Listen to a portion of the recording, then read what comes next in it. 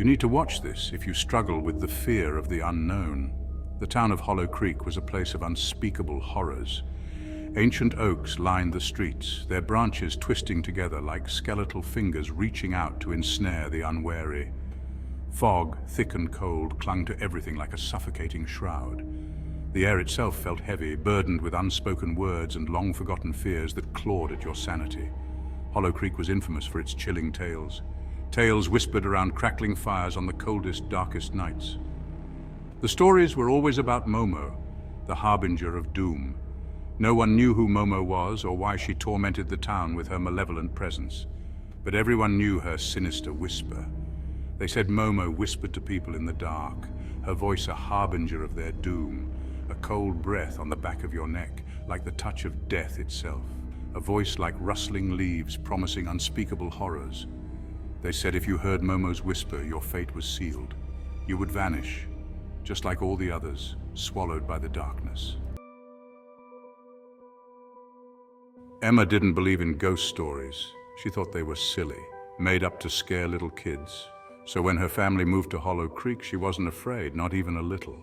Momo is just a story. Emma told her little brother Max. Max was scared of everything, especially the dark. There's no such thing as ghosts. Max wasn't convinced. He kept looking over his shoulder, his eyes wide with fear. Their new house was old and creaky. The windows rattled in the wind and the floorboards groaned underfoot. At night, the shadows seemed to dance on the walls. Even Emma felt a shiver run down her spine. The first night in the new house, Emma woke to a sound. A soft whisper just outside her window. She sat up in bed, her heart pounding. The whisper came again, closer this time. It seemed to slither in through the cracks in the window frame. Emma got out of bed and crept to the window. She peered out into the darkness, but she couldn't see anything. The whispering stopped. Emma took a deep breath and told herself it was just the wind. But deep down, a tiny seed of fear began to grow in her stomach. The next night, the whispers returned. Louder this time, more insistent. Emma tried to ignore them, but they seemed to wrap around her, pulling her closer to the window. She couldn't help herself. She had to look. Emma held her breath and slowly opened the window a crack. The night air was cold and damp, and it smelled like wet earth and something else, something metallic like blood. The whispering grew louder, swirling around her like a living thing. And then she saw it, a face, pressed up against the window, staring in at her. It was a woman's face, pale and gaunt, with eyes that burned like hot coals. Her lips were stretched into a wide, grotesque grin, revealing rows of sharp, pointed teeth. Emma stumbled back from the window, her heart racing. The face remained for a moment, its eyes boring into her soul, and then it was gone, vanished as quickly as it had appeared.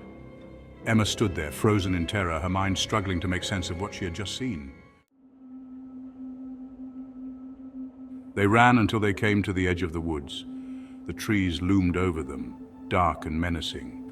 The fog was even thicker here, swirling around their legs like ghostly hands. "We can't go in there," Max whispered, his voice trembling. "It's too dark." Emma knew he was right, but they didn't have a choice. They couldn't go back to the house. Not now, not ever. We'll be okay, Emma said, trying to sound brave. We'll just stay close to the edge of the woods and follow the road. They plunged into the darkness, the trees closing in around them like a living tomb.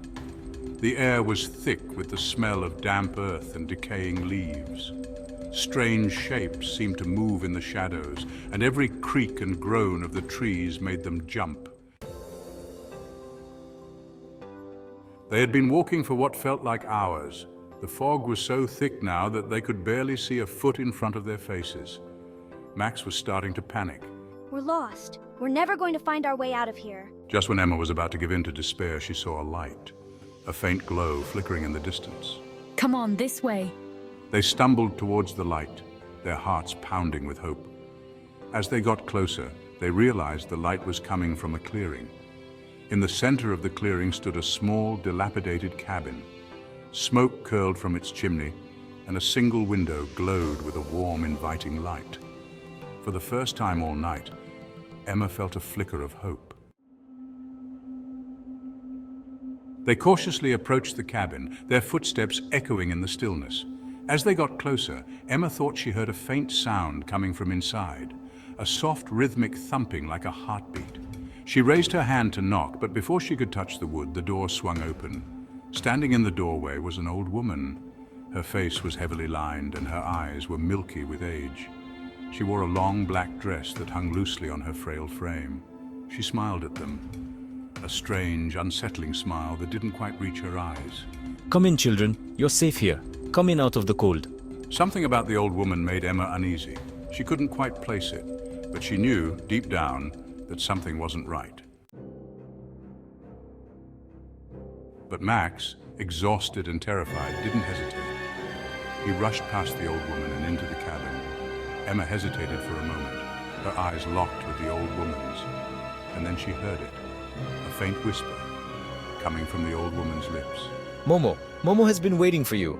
Emma's blood ran cold. She turned to run, but it was too late. The old woman reached out and grabbed her wrist, her grip surprisingly strong.